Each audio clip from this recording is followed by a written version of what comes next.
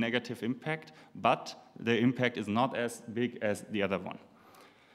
Note that these estimates are very, very preliminary. They only exist in the very short run, and this is because these stock markets capture a lot of different information and not only security relevant information. So security is only a very, very, very small part in what influences a stock market price.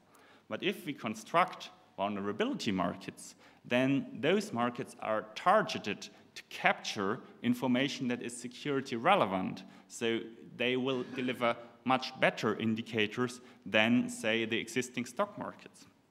And then just to go on with this, well, call it vision, call it crazy example. One day, perhaps we have this information like a Linux composite vulnerability future index on the top page of our financial journals, because actually it is so important, and you know that finance and a lot of other important economic sectors depend entirely on computer security. And this is just to illustrate the information function. Let's go to the next function. The next function is the incentive function. Now here we go back to the Swiss cheese. We have to study two types of motivations. The first is, does the market create motivation for individuals to hunt bugs, to find bugs, and to report them? Already today, a lot of bugs are reported in their respective media and respective mailing lists and so on. But what are the incentives? Now you have altruism, you can call it reputation incentives, but if you add a monetary reward, there might be even more. And also, if you add a monetary reward, there might be a small, or at least a not negligible chance to convert people who now opt to sell to the black market to sell to the white market, and so basically increase transparency and let the general public benefit. And there is a second type of motivation, and this is the motivation for developers. So does a market mechanism create motivations or incentives for software developers to invest in the development of security, of proper security mechanisms? And now there's only one type of possible motivation. This is the long-term trust of satisfied customers. So you promise them, I buy a secure product, and perhaps the customer decides again for me when he buys the next computer in 5 to 10 years.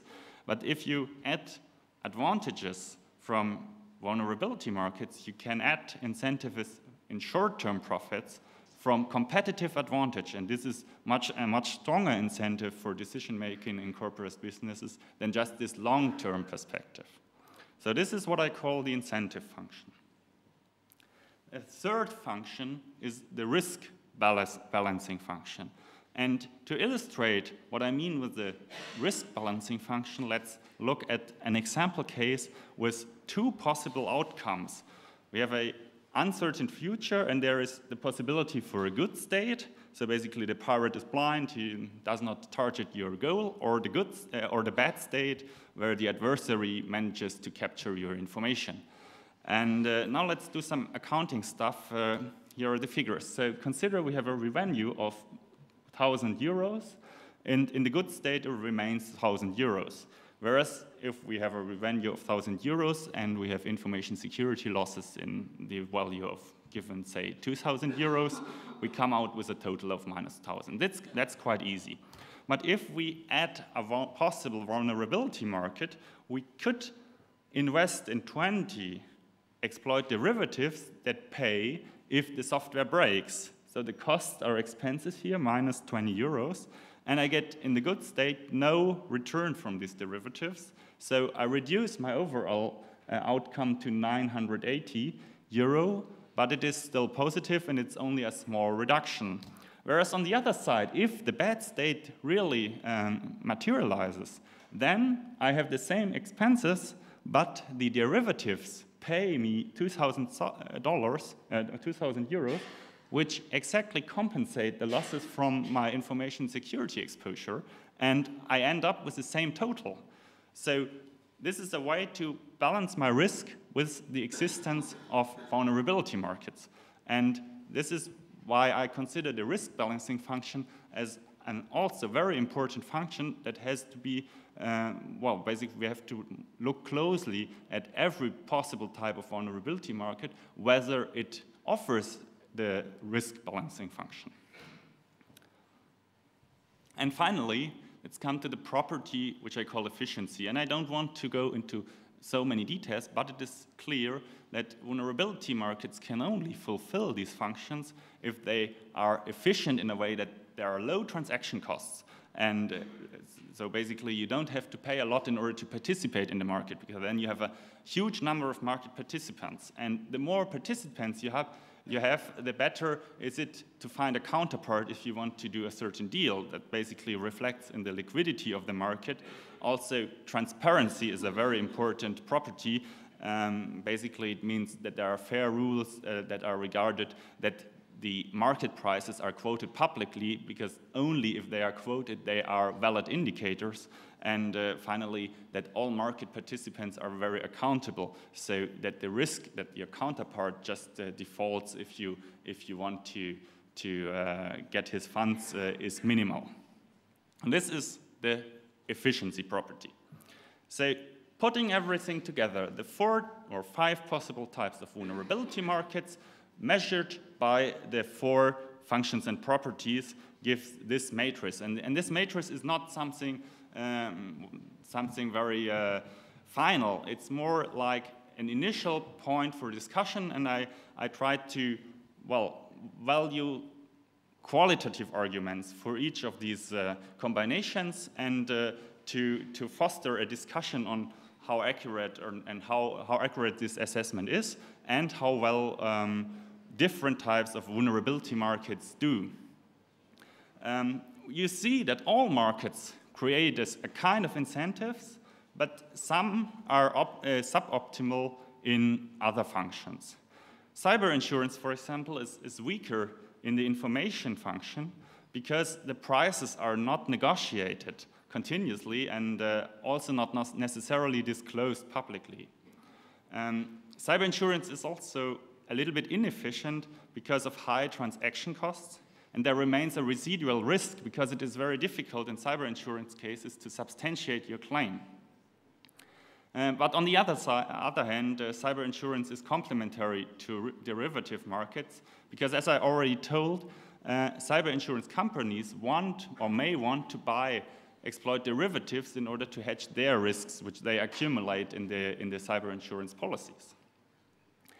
Derivatives, on the other hand, are a little bit worse in risk balancing because it's very difficult to manage the optimal portfolio when the payouts are defined by global events rather than if you can get the compensation for your individual risks or for your individual claims like it is in the insurance case. So consider this as a starting point, and I would be very grateful if I receive constructive comments on this. And so this is only, once again, an ad hoc evaluation.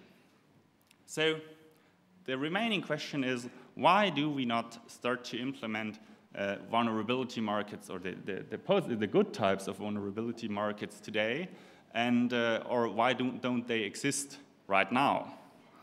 And let's consider the situation that we have exploit derivatives. So we basically would need to build a distributed market platform, issue some contracts. As I told you, it's quite easy to issue contracts apart from legal obstacles, okay? And, well, who is the third party? Why not the CCC or others? I mean, you can distribute it. There are 2 main problems which I see right now. Perhaps you see more. The first one, it's very difficult to start these markets small because at the very beginning, the publicity impact of these test markets is much higher than the financial impact. And this basically means that big players, like big software monopolists, may opt to influence the market while accepting losses. So they can basically pay back some of what's happening with the lighting situation in this room. Total control. You see, they already influence the market here. So. So the first obstacle of why not implementing today is you can't, or it's very difficult to get accurate information and to get a functioning market if you start in a small scale. And the second one is, and I think this is more serious, is that if you decide to implement one of these markets, or especially the exploit derivatives, then you enforce a policy of instantaneous full disclosure. And full disclosure is highly controversial. It is not fully accepted among the security community. And there are good arguments for and against, and basically the ultimate argument of full disclosure, or yes or no, is, do we believe that the supply of vulnerabilities is unlimited or not? If there are infinitively many vulnerabilities in software, then it does not help to find some of them, because the overall risk of being attacked does not reduce. If, however, we believe that software has, or at least that the vulnerabilities in software are ranked, so you have bigger ones, more visible ones, and other ones that are, well, more hidden, not exploitable, whatever. If we believe this, then it can be reasonable to implement or to enforce at least a certain kind of full disclosure, because then you make you fix these vulnerabilities, or the severe vulnerabilities first, and you even have to implement full disclosure in order to warn the users, because the risk of independent rediscovery of the vulnerability is not negligible. So there is already for example, some empirical work done. It is also of preliminary nature, but I don't want to hide it here, and this is data that has been collected by Andy Osment again. And he evaluated the number of independent reporters cited in Microsoft security bulletins. And you see for each year here how many reports credited no, 1, 2, or 3 independent organizations that reported the vulnerability.